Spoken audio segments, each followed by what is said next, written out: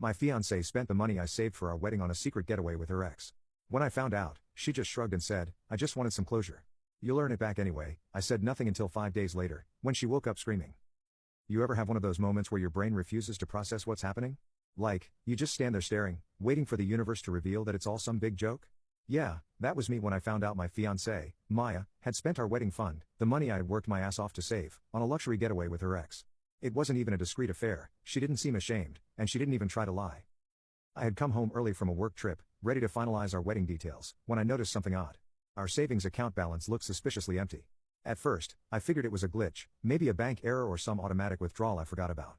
So, I did some digging, a few transfers here, some large withdrawals there, and then I saw it, an $8,700 charge for a resort in the Bahamas. I blinked. Maya walked in right as I was staring at it. "Hey, babe," she said, all casual, like she hadn't just robbed me blind. I held up my phone. "You want to explain why almost $9,000 is missing from our wedding fund?" Her face didn't even twitch, no guilt, no panic, just a lazy shrug. "Oh, that," she said, like I had just asked why the milk expired. "I went on a trip with Kyle, her ex, the guy she swore she was completely over and only talked to because they were mature adults." I took a deep breath, trying to keep my voice level. "You spent our wedding money on a trip with your ex?" She rolled her eyes, like I was being dramatic. "Relax, it's not a big deal," she said. "I just needed some closure." I actually laughed at that. "Closure?" she said, completely serious. "Yeah, just to make sure I'm really making the right choice. But it's fine, I'm back, aren't I?" I stared at her, waiting for the self-awareness to kick in. It didn't. Instead, she yawned and stretched. "Besides, you'll earn it back," she added, smirking when she said that, like I was some ATM with feelings. "Just take this, nod along, and keep funding her life." I felt something inside me shift. All the gaslighting, the manipulation, the times she made me doubt myself, they all clicked into place. She had spent our future on her past, and yet she still thought she had won. I took a deep breath, letting a slow smile spread across my face. "Yeah," I said, calm and easy. "You're right, it's just money." Her shoulders relaxed, she thought she had gotten away with it. But if she spent my money on her past, then I was about to make damn sure her future cost her everything. She had gaslighted me the entire relationship, now it was my turn. I was going to enjoy every second of it. I wasn't going to rush this. No, if I was going to completely dismantle Maya's life, I needed to do it slowly, methodically, in a way where she wouldn't even realize she was being played until it was too late. But first, I needed to reflect, how the hell did I get here? Maya and Kyle had a long, messy history. From what she told me when we first got together, their relationship was passionate but toxic, the kind of couple that loved fighting as much as they loved each other. One minute they were planning a future together, the next, she was kicking him out of her apartment and throwing his clothes out the window. The final straw, according to Maya, was that Kyle was a serial cheater. "I gave him too many chances," she told me once, shaking her head like she was so over him. I was so stupid back then. She told me he had gaslighted her, manipulated her, drained her savings, and made her feel like she wasn't good enough. And now she had done all of that to me. Irony is a hell of a drug.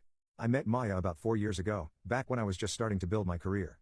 She was everything I thought I wanted, confident, charismatic, and full of life. She had this way of making you feel like you were the most interesting person in the room. She made me feel like I was special, like I was different from all the guys she had dated before. "You're the most stable person I've ever been with," she told me once, resting her head on my chest. "You're so safe." At the time, I took it as a compliment. Looking back, it was a warning. She never wanted love, she wanted security, someone reliable, predictable, easy to manipulate, someone she could fall back on when she inevitably got bored of her usual chaos. And like a dumbass, I thought I was the exception. Now, here's something important about Maya, she was superstitious as hell. I don't mean she casually read horoscopes, I mean full-blown, walking around with crystals, consulting psychics, burning sage to cleanse bad energy, levels of superstition. She believed in manifesting wealth, the power of lucky numbers, and that the universe always sent signs before something bad happened. Once, she refused to sign a lease because the apartment number was 13. Another time, she almost skipped a work trip because her tarot reading told her there was chaotic energy surrounding her. She was the type of person who blamed Mercury retrograde for her bad decisions instead of taking accountability. And this was something I was going to use against her. Because if Maya believed in signs, then I was about to make her believe that the universe itself was turning against her. Before I could move forward, I needed to make sure she never suspected I was onto her. She was still emotionally attached to me, she thought her closure with Kyle had been successful. So, I did what any rational man planning psychological warfare would do, I apologized. I told her I overreacted about the whole stealing our wedding money to take a trip with her ex thing, that I understood she needed to find closure, and that I was willing to move past it, that I still wanted to marry her. She ate it up. The relief on her face was almost insulting, like she really thought she had pulled one over on me. That night, as she snuggled into me, whispering about how she knew I'd stand by her, I just smiled in the dark because she had no idea what was coming. Maya had spent our whole relationship gaslighting me, twisting the truth, making me second-guess my instincts, rewriting reality to fit her narrative. Now it was my turn. The difference was, I wasn't going to make her doubt me, I was going to make her doubt the universe itself. I started small, just enough to get into her head.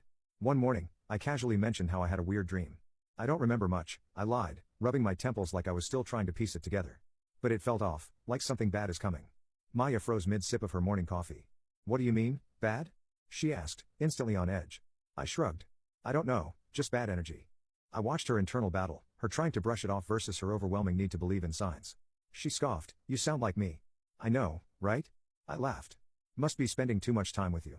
That planted the seed, now I just had to water it. Maya believed in manifestations, that what you?